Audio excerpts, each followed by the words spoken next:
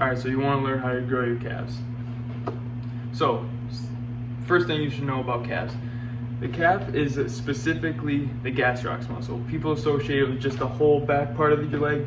Really, it's just the gastrocs muscle, which inserts on the posterior condyles of the femur and then inserts onto the calcaneus, which is the heel bone. So, knowing that it crosses the knee and the ankle, it has two actions: knee flexion and then plantar flexion. So keep that in mind, right?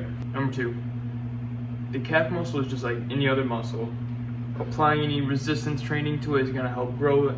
It's not like any other, it's no different than any other muscle. People like to say, oh, calves is all genetics, you can't train it, it's literally impossible, they don't grow. Quit making excuses. Just train it and it will grow. It's as simple as that, okay? So, back to the first part. Knowing that the calf starts on above the knee and then goes onto the foot, there's two ways of training it, but preferably the calf muscle more does the gastrocs. It does more of the plantar flexion, but some other muscles that are gonna help grow, kind of get that girthier lower leg rather than just training one specific muscle back there. There's a few others. There's like the bigger ones, more important things, and that smaller ones like the toe curlers, toe flexors, whatever.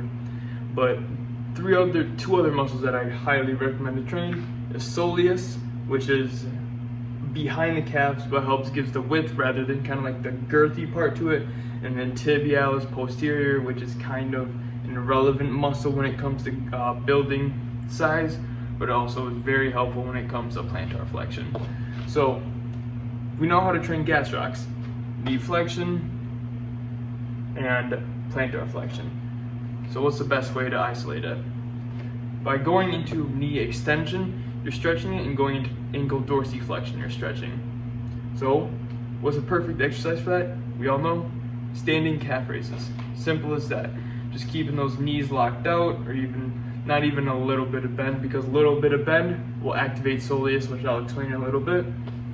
But going into knee extension and going into plantar flexion and then complete dorsiflexion, it's going to help isolate that muscle to get that full stretch. And then contraction, as we know, stretch is important for a muscle to be growing by adding resistance to it along with it. So I'm going to have you do calf raises on Smith machine, standing calf raises, donkey calf raises, doesn't matter. As long as you have that knee extension and that plantar flexion going along dorsiflexion back into it. You want to focus on that big stretch rather than just bouncing back up and down and up and down and up and down. You want to go slowly all the way down to the point where you can't even move it anymore.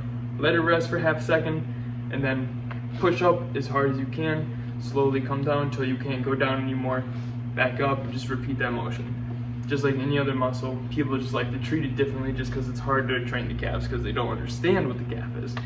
But that's what I'm explaining. So, back to the soleus. When you bend your knee, you start getting that active insufficiency of the calf, because we know it starts above the knee. So when you start flexing it and then going into plantar flexion, there's so much constriction that it can't fully constrict to a full range of motion of either joints. So the soleus takes over and does that, because all the soleus does is plantar flexion as it inserts below the knee but still on the calcaneus, rather than gastrocs inserts above the knee. Simple. So I also highly recommend training that. It's honestly probably what I prioritize. You shouldn't, but it's just something I do. It's just what I prefer, it's just how I do it. But a great exercise for doing this is going to be seated calf raises, because you have that flexion and going into ankle dorsiflexion and ankle plantar flexion. You're getting rid of the calves, not 100%, but the gastrocs, not 100%, but very effectively.